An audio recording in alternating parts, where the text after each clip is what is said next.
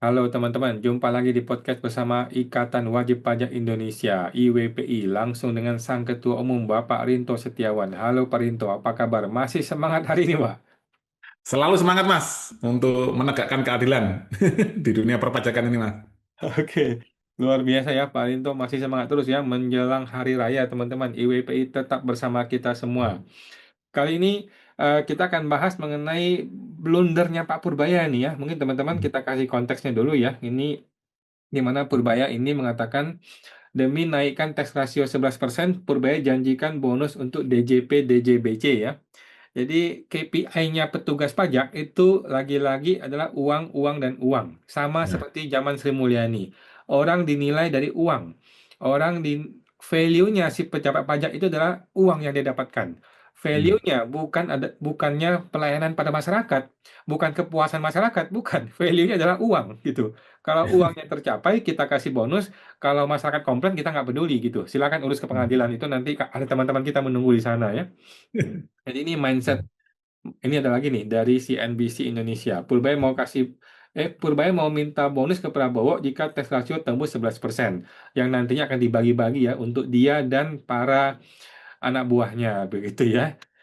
Nah, sangat ironis sekali sih kalau saya sebagai rakyat jelata ya melihat ini kita diperas, dirampok, hasil rampokan kita inilah yang dibuat mereka inilah yang menjadi KPI buat mereka ya. Sangat disayangkan sekali ketika kita komplain dia nggak peduli. Ketika kita merasa dirampok, merasa diperas, ya ada jalurnya katanya. Silakan jalurnya ke pengaduan yang akan diproses ke pengadilan, sudah ada temannya. Silakanlah. Tapi fokusnya Purbaya cuma duit, duit dan duit.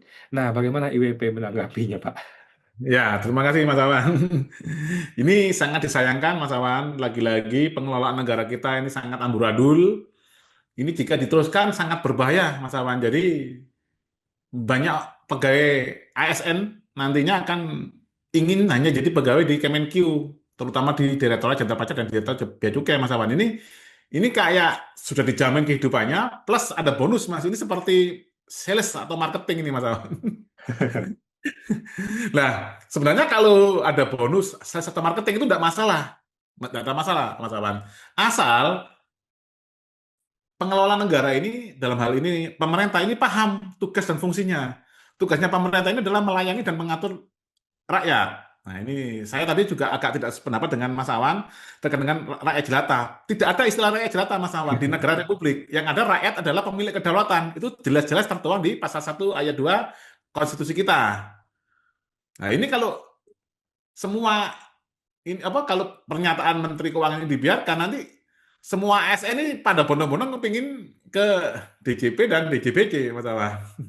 Dan yang tadi saya sebutkan, kalau memang dianggap insentif, lah, enggak masalah, Mas. Tapi ini kan jualannya pemerintah, Mas. Itu apa? Itu Mas Awan. Kira-kira Mas Awan tahu nggak? Jualannya? Ya, jualannya. Kalau kita ibaratkan negara ini sama dengan perusahaan, jualan pemerintah itu apa, Mas? Ya harusnya pelayanan publik. Yes, pelayanan publik, penegakan keadilan, seperti itu, Mas Awan. Hmm. Apabila berhasil mewujudkan itu barulah dikasih bonus, gitu, Mas. Kalau Oke. ini kita ngomong negara sama republik, berkali-kali saya diskusi di berbagai forum, Mas ya. Di kampus-kampus saya menganalogikan negara sama pemerintah, saya sudah diserang, Mas Awan. Wah, ini kok bisa negara sama dengan pemerintah? Loh, ini kita analogikan, tapi kan jualannya beda. Loh. Hmm. Tapi pengelolaan negara saat ini malah persis, ini Mas, ya, cara mainnya meningkatkan omset sama persis dengan perusahaan. Kalau kita kan harus paham dulu produknya apa. Hmm. Nah, setelah tahu produknya, baru dikasih insentif. Seperti itu, Mas Hmm. Awan. Jadi tidak serta-merta ini naik target pajak, langsung dikasih insentif. Lah, Hmm. ini naiknya, katanya Mas Awan tadi, naiknya ini karena dalam hal ini malah apa namanya menyakiti hati rakyat sebagai pembayar pajak, kan lucu, Mas. Hmm. Nah, lama-kelamaan nanti kalau rakyat marah nggak dikasih gaji, nah itu teman-teman. Ini Hmm. kadang pemerintah ini di dalam analogi yang sering saya sampaikan, ini adalah asisten rumah tangga, Mas. Bahkan kepala pemerintah itu adalah asisten rumah tangga, yaitu presiden. Apalagi hanya Kemenq, apalagi hanya DJP, DJBC, itu pembantu-pembantu yang sangat sudah ini, Mas Wawan. Jadi dia fokusnya harus pelayanan publik. Gimana cara proses pembayaran pajak yang mudah, gimana rakyat ini melaporkan pajak ini dengan enjoy, tidak ada ketegangan. Saat ini siapa Mas yang bisa melaporkan pajak dengan era Kortek ini? Jujur aja Mas Awan, Mas Awan bisa prediksi. Andai kan seluruh pegawai pajak ini disuruh ngisi Kortek, itu berapa persen yang benar? 0%, Pak, 0%. 0 persen, 0%. 0 persen. Saya jamin 0%, Pak. Oh, 0%. Kan seperti itu, Mas. Ini lucu sekali, semuanya dinilai dengan prestasinya ya, dengan pemasukan ini, Mas, negara kan kan sangat sangat ironis nih, Mas. Apalagi Kemenq ini adalah lembaga super body yang tidak ada yang bisa mengawasi, bahkan BPK aja untuk masuk ke Kemenq harus izin. Kan sangat sangat sangat ironi itu, Mas Awan. Jadi laporan yang dibuat Kemenq ini juga misalkan penerimaannya cuma misalkan 100 triliun, Mas ya. Kemenq bilang 110. Nah, kan presiden juga nggak tahu, Mas. Tanda tangan pencairan bonus. Iya, iya, iya. Presidennya kan nggak tahu, Mas, keuangan. Gimana cara ngeceknya presiden? Nah, ini untuk membahas hal tersebut, ini dari WPI, saya share screen dulu aja kita. Oke, Mas. Ini IWPI ingatkan salah langkah Purbaya, tax ratio tak bisa dikejar dengan pendekatan bonus aparat pajak. Ini latar belakangnya. Ya ini, pemerintah menargetkan peningkatan tax ratio plus minus 11%, yang sekarang ini kan berkisaran di 9 sampai 10% saja, teman-teman. Wacana muncul insentif atau bonus aparat pajak berbasis penerimaan. Tujuannya meningkatkan kinerja pemungutan pajak. Namun kebijakan ini menimbulkan pertanyaan serius terhadap, pertama, integritas sistem perpajakan. Yang kedua adalah prinsip self-assessment. Yang ketiga adalah kepercayaan wajib pajak. Kita ngomong tax ratio ini, Mas Awan, itu adalah sering dibandingkan dengan PDB, Mas ya, pendapatan domestik bruto suatu negara. IBPI pernah menanyakan ini, Mas, terkait dengan PDB. Cara menghitungnya gimana? Ke Kemenq ini, Mas, ke PPID Kemenq. Itu pun kan Kemenq tidak bisa menjawab dengan detail, Mas. Gimana cara penghitungannya PDB? Itu tidak ada, Mas. Nah, malah Kemenq, kalau nggak salah, pinjam datanya dari BPS. Mas. Nah, posisi IWPI mendukung peningkatan tax ratio. IWPI mendukung reformasi perpajakan. Namun IWPI mengingatkan tax ratio tidak bisa dikejar dengan tekanan kepada wajib pajak dan tidak bisa dibangun dengan insentif berbasis penerimaan. Tax ratio hanya bisa naik jika ada kepercayaan publik, dalam hal ini adalah wajib pajak.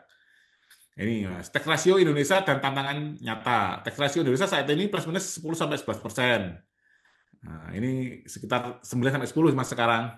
Nah, nanti targetnya harus 11. Nah, negara ASEAN ini sudah 12 sampai 16. OECD itu lebih besar dari 30%.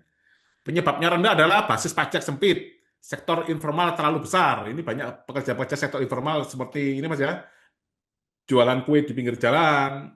Ini jualan nasi goreng atau warung-warung pinggir jalan ini kan masuk sektor informal. Jadi tidak bisa terakses oleh ini Mas pemerintah dalam ini Direktorat Jenderal Pajak. Data belum terintegrasi.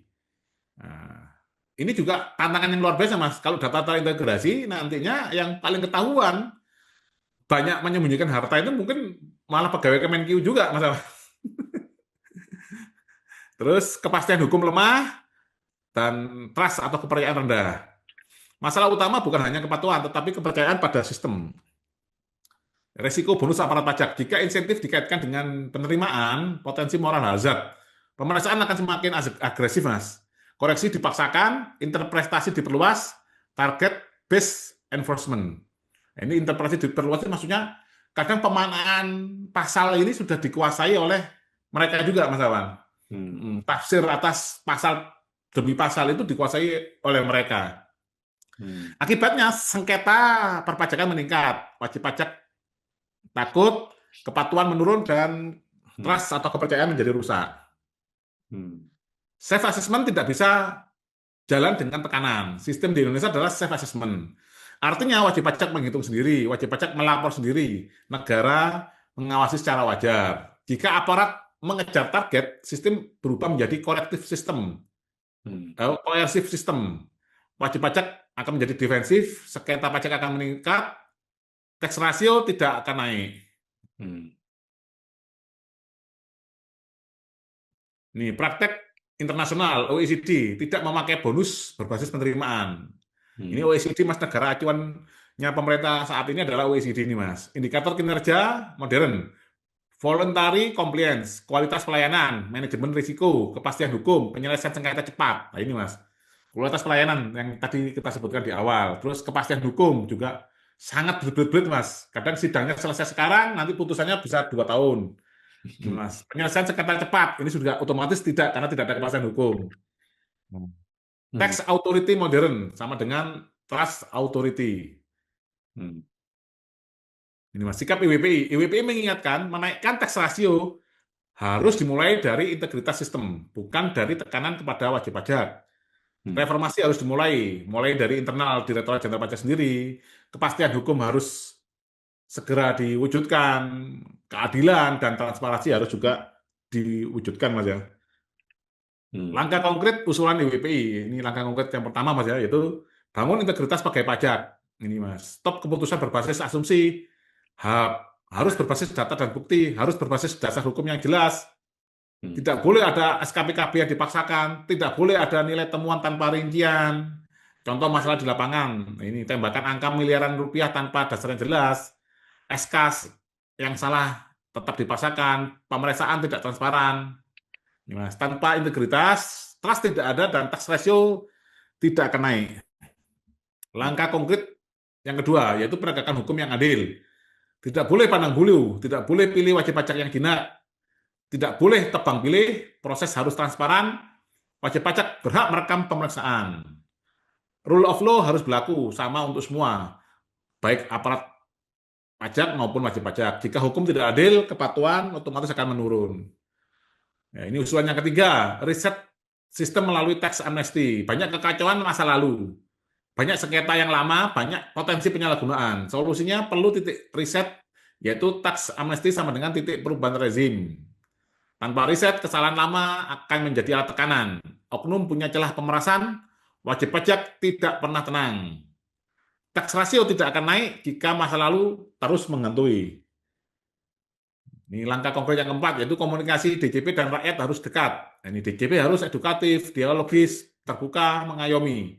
Bukan seperti sekarang, Mas ya, menakutkan, represif, dan sangat tertutup. Setiap aturan harus melibatkan wajib pajak, harus melibatkan profesi pajak, dan harus transparan. Trust harus dibangun lewat komunikasi ini. Yang kelima adalah usulan IWP adalah membersihkan internal terlebih dahulu, reformasi harus dimulai dari dalam. Prioritas pada evaluasi ini ya, pegawai pajak yang eselon 1, bersihkan pejabat bermasalah, perkuat pengawasan internal dan transparansi jabatan. Jika atas tidak bersih, bawah tidak mungkin bersih. Tax rasio tidak bisa naik jika trust turun. Prinsip IWPI, Mas. Tax rasio tidak bisa dipaksa. Tax ratio hanya dibangun dari kepercayaan, kepastian hukum, integritas aparat, keadilan sistem. Bonus aparat bukan solusi, reformasi sistem adalah solusi. BPPI mengingatkan pajak bukan hanya soal penerimaan, tetapi soal kepercayaan antara negara dan rakyat. Jika trust naik, tax ratio otomatis naik. Jika trust turun, otomatis tax ratio akan turun. Pilihan ada pada arah reformasi. Tax rasio yang sehat hanya dapat dibangun di atas sistem yang adil, transparan, dan dipercaya oleh rakyat. Terima kasih. Oke, thank you Pak Rinto ya. Jadi petugas pajak ini tidak boleh punya model bisnis seperti debt collector ya. Ya, Debt collector kan dia dia model bisnisnya adalah gue menagih, gue dapat duit, tugas gue selesai, gitu kan. ya, ya. Dia tidak punya filosofi melayani nasabah. Jadi money first gitu, uang dahulu gitu, pelayanan Hmm, nanti dulu. hmm, Sedangkan pemerintah itu kan harusnya punya satu filosofi pelayanan dahulu gitu. ya. Haknya dapat pajak itu nanti, pelayanan dahulu. Nah, tapi sekarang ternyata petugas pajak ini sudah diarahkan filosofi seperti debt collector. Nah, kita semua jadi korban nih jadinya begini. Baik, terima kasih Pak Rinto informasinya. Kita jumpa lagi Pak di podcast berikutnya. Terima kasih Pak Rinto. Ya, sama-sama, Mas.